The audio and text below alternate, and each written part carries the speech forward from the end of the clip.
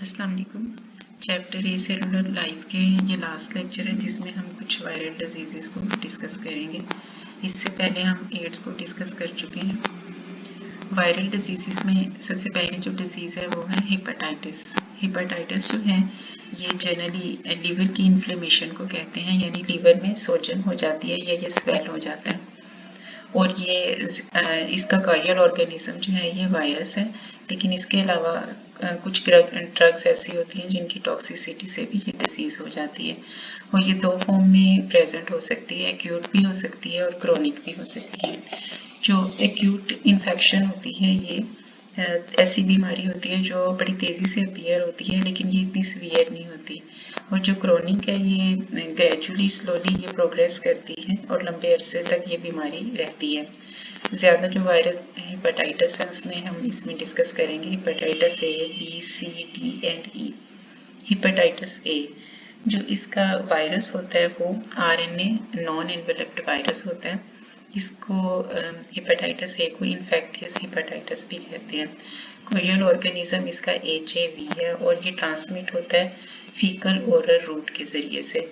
यानी ये जो हेपेटाइटिस ए का वायरस है ये फीसिस में होता है, और अगर जो कंटेमिनेटेड फीसिस है इससे कोई भी ऐसी चीज़ कंटेमिनेट हो जो कि इंजेस्ट कर ली जाए या कोई ऑर्गेनिज्म उसको इंजेस्ट कर ले तो उसमें भी ये वायरस ट्रांसफ़र हो जाएगा और अपने सिम्टम को क्लियर करेगा।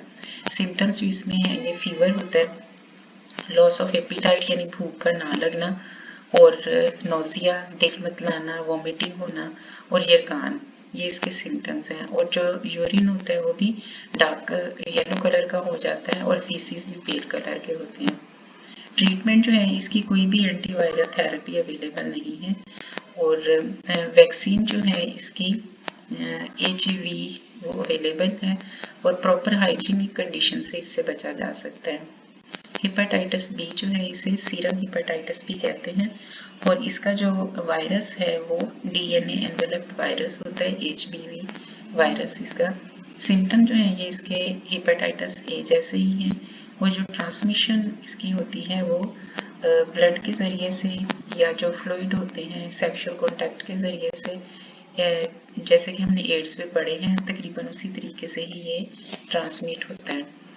ट्रीटमेंट जो है ये इसका अल्फा इंटरफेरोन, ये ड्रग इफ़ेक्टिव होती है HBV के अगेंस्ट, और जो वैक्सीन है वो हाईली इफ़ेक्टिव होती है और अवेलेबल भी होती है। जितनी भी ब्लड ट्रांसफ्यूजन या कोई भी सीरम ट्रांसफ्यूजन किया जाए तो उसके कम्प्लीटली उसको वायरस फ्री होना चाहिए, इससे बचा जा सकता है। हेपेटाइटिस सी जो है ये RNA एनवेलप्ड वायरस होता है, और हेपेटाइटिस सी जो वायरस है इसकी ट्रांसमिशन जो है ये भी ब्लड के ज़रिए से होती है, जैसे कि एड्स और अभी हमने हेपेटाइटिस बी की पढ़ी है।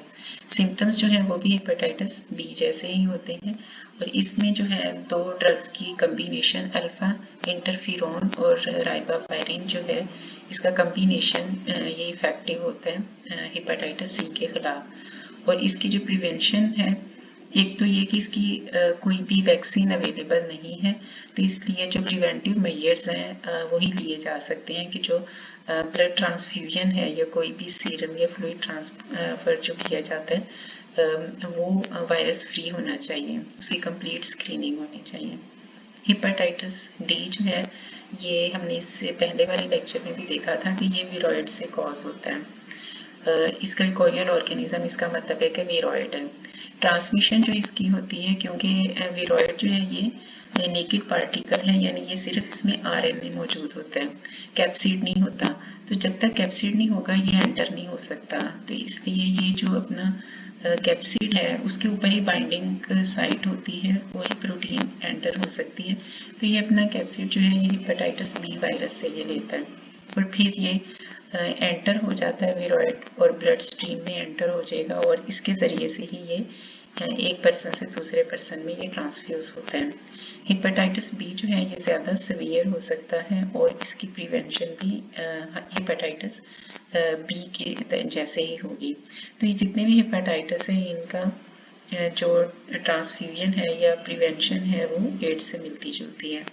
हेपेटाइटिस ई इसकी जो ट्रांसमिशन है वो HAV जैसी, यानी कि ये फीसिस के थ्रू ही होती है, और इसकी भी कोई एंटीवायरल थेरेपी या कोई वैक्सीन अवेलेबल नहीं है। तो इसमें भी प्रॉपर हाइजीनिक कंडीशन जो है उसी से ही बचा जा सकता है। हर्पीस सिम्प्लेक्स, हर्पीस सिम्प्लेक्स जो है ये बहुत पेनफुल होती है, क्योंकि इसमें फ्लूइड फील्ड रेस्ड ब्लिसर्स, वेसिकल्स या जख्म जो है ये स्किन के ऊपर अपीयर हो जाते हैं। ज़्यादातर ये एपिथेलियल लेयर यानी कि जो सुपरफिशियल लेयर होती है स्किन की, उसमें अपीयर होते हैं। इसमें खारिश होती है, पेन होती है, बर्निंग होती है, और जो ब्लिसर्स अपीयर होते हैं वो फिर कई दफ़ा ये बर्स्ट हो जाते हैं और उसके अंदर से फ्लूइड निकलता है, और उसके बाद एक हार्ड सा क्रस्ट बन जाता है और फिर जाकर हीलिंग होती है, और तकरीबन ये 7 to 10 डेज में इसका ये साइकिल कंप्लीट होता है। दो तरह के जो है बेसिकली ये हर्पीस सिम्प्लेक्स होते हैं, एक ओरल हर्पीस और दूसरे जेनिटल हर्पीस। जो ओरल हर्पीस हैं इसकी कॉजेज सिम्प्लेक्स वायरस टाइप 1 होता है, और जो इसकी ट्रांसमिशन होती है ये सलाइवा के ज़रिए से होती है या फिर फिजिकल कांटेक्ट के ज़रिए से, यानी अगर जहाँ पर सोर है वो स्किन के जिस हिस्से पे भी लगेंगे या किसी दूसरे पर्सन को लगेंगे तो इस तरह से ये डिजीज़ ट्रांसमिट होती है। टूथब्रशेस जो है, अगर किसी को ओरल हर्पीज़ है तो टूथब्रशेस जो हैं उनको अगर शेयर किया जाता है या यूटेंसिल्स जिनको यूज़ करते हैं उसके ज़रिए से भी ये स्प्रेड हो सकता है। जो सिम्टम्स अपीयर होते हैं ये मोस्टली जो है लिप्स के जो अराउंड एरिया है वहाँ पर ये अपीयर होते हैं, और लेकिन ये कि फेस जो बाकी पोर्शन है फेस का या बॉडी का या टंग उस पर भी ये अपीयर हो सकते हैं, लेकिन मोस्टली ये लिप्स के इर्द गिर्द अपीयर होते हैं। एंटीवायरल जो ड्रग्स हैं वो इसके अगेंस्ट ली जा सकती हैं, और प्रिवेंशन इसकी यही है कि जो अफेक्टेड एरिया है पेशेंट का तो वो अपने बॉडी के बाकी हिस्सों को भी और बाकी लोगों को भी इससे बचाना चाहिए। जेनिटल जो हर्पीस है ये हर्पीस सिम्प्लेक्स वायरस टाइप 2 इसको कॉज करती हैं, और इसकी जो ट्रांसमिशन होती है ये सेक्सुअल कॉन्टैक्ट के ज़रिए से होती है। तो जो सिम्टम्स हैं इसके, इसमें भी पेनिस या जेनिटल जो बाकी ऑर्गन्स हैं उसके ऊपर सोर्स या जख्म अपीयर हो जाते हैं, जैसे कि यहाँ पर आपको नज़र आ रहा है ये आइस के इर्द गिर्द है ये, और ये वाला ओरल हर्पीस ये लिप्स के इर्द गिर्द है। तो इस तरह से ये ब्लिसर्स जो हैं ये बन जाते हैं जो खासे पेनफुल होते हैं। और ट्रीटमेंट जो है ये एंटीवायरल ड्रग्स जो है ये इसके अगेंस्ट ली जा सकती हैं, और जो पेशेंट का अफेक्टेड एरिया है उसका कांटेक्ट किसी के साथ भी नहीं होना चाहिए, इस तरह से फिर ये इससे बचा जा सकता है। पोलियो जो है ये जैसे कि हमने PTB में इसको देखा हुआ है, तो ये एक वायरस कॉज करता है जिसको एंटीरो वायरस कहते हैं, और इसकी जो ट्रांसमिशन होती है ये भी फीसिस के थ्रू ही होती है।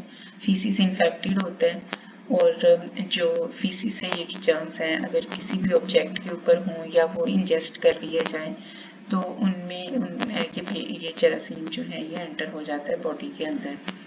सिम्टम्स जो हैं ये जो मिडल पार्ट है थ्रोट का वहाँ पर ये रेप्लिकेट करता है वायरस, और उसके बाद इंटेस्टाइन में एंटर होता है, फिर ये ब्लड के थ्रू सेंट्रल नर्वस सिस्टम में एंटर हो जाता है जहाँ पर वायरस जो है ये रेप्लिकेट करता है, और रेप्लिकेशन इसकी मोटर न्यूरॉन में होती है जो कि स्पाइनल कॉर्ड में लोकेटेड होते हैं। फिर जो मोटर न्यूरॉन्स हैं उनकी डेथ हो जाती है, और ये वाले मोटर न्यूरॉन जिन मसल्स को इनर्वेट कर रहे होते हैं या उनको कंट्रोल कर रहे होते हैं वो मसल्स पैरालाइज हो जाते हैं। तो इस तरह से ये जो मोटर नर्व्स हैं ये परमानेंटली डैमेज हो जाती हैं। ट्रीटमेंट जो है इसका कोई भी एंटीवायरल थेरेपी कोई भी ट्रीटमेंट नहीं है, हम फिजियोथेरेपी करवा के तो कुछ हद तक जो है वो मेंटेन किया जा सकता है। प्रिवेंटिव मेजर्स यही है कि जो एक तो वैक्सीन जो दी जाती है चाहे वो ओरल वैक्सीन हो जैसे कि जिसको कहते हैं पोलियो ड्रॉप्स हैं वो दिए जाए, इंजेक्टेबल पोलियो वायरस वैक्सीन जो है ये भी दी जाए। तो इसको जितनी दफ़ा भी गवर्नमेंट कहे कि ये वाली ड्रॉप्स जो हैं ये पीने चाहिए वो पिलानी चाहिए, और ये एक्चुअली जो वैक्सीन होती है ये अटेनुएटेड या वीकेंड जर्म्स ही होते हैं जिसके ज़रिए से हम इम्यूनिटी प्रोड्यूस कर सकते हैं पोलियो वायरस के अगेंस्ट। कॉटन लीफ कर्व ये प्लांट डिजीज़ है, जो कि कॉटन प्लांट में लीव्स के ऊपर होती है। बिकोमोवायरसिस जो है ये इसकी कॉज है। ट्रांसमिशन जो है इसकी एक फ्लाई के ज़रिए से होती है, वाइट फ्लाई के ज़रिए से।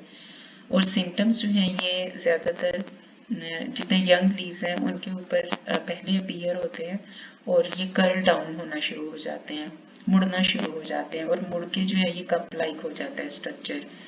प्रिवेंशन जो है इसका सिर्फ यही है कि जिस वाइट फ्लाई के ज़रिए से ये ट्रांसमिट होती है उस वाइट फ्लाई को ही ख़त्म कर दिया जाए, यानी जो उसका वेक्टर है उसको ही ख़त्म कर दिया जाए। यहाँ पर ये आपको ये नज़र आ रहे हैं कॉटन कर्ल डिजीज, जिसमें ये लीव्स जो हैं ये कर्ल होना शुरू हो गए हैं।